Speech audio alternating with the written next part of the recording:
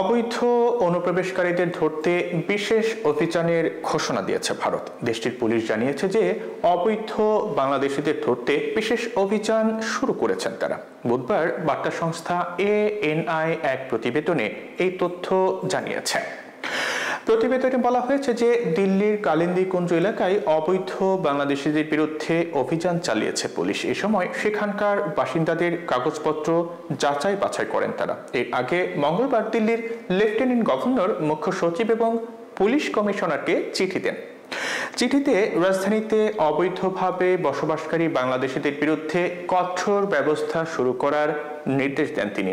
গভর্নরের এমন নির্দেশনার পর বুধবার দিল্লির কালিন্দিকুঞ্জ এলাকার বাসিন্দাদের নথিপত্র যাচাইয়ের জন্য অভিযান পরিচালনা করা হয়।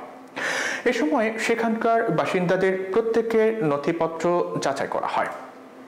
কয়েকদিন আগে দিল্লির মুসলিম নেতাদের একটি দল LGর সঙ্গে সাক্ষাৎ করেন। এ সময় তারা অবৈধ অনুপ্রবেশকারীদের নিয়ে উদ্বেগ প্রকাশ করেন। এছাড়া তারা অনুপ্রবেশকারীদের কারণে তৈরি হওয়া সমস্যার সমাধানে জরুরি ব্যবস্থা গ্রহণেরও আহ্বান জানান।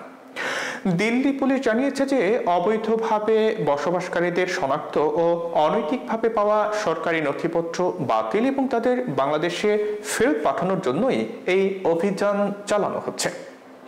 এদিকে ভারতের সীমান্ত ঘেঁষা রাজ্য মেঘালয়ের শিলং ও পশ্চিমবঙ্গের কলকাতা শহরে পালিয়ে যাওয়া আওয়ামী লীগের নেতাকর্মীরা আতঙ্কের মধ্যে দিন কাটাচ্ছেন। প্রেক্ষাপট পরিবর্তনের পরপরই তারা যেভাবে পেরেছেন সীমান্ত পাড়ি দিয়ে ভারতে আশ্রয় নিয়েছেন। এর মধ্যে রয়েছেন দলের সিনিয়র নেতারাও। সূত্র বলছে, মেঘালয়ের জোয়াই এলাকায় ট্রাক চালককে মারধর ও টাকা ছিনতাইয়ের ঘটনায় 4 আওয়ামী লীগ নেতা গ্রেপ্তার হওয়ার পর ভারতে অবস্থান করা নেতাদের মধ্যেও গ্রেপ্তার আতঙ্ক বিরাজ করছে।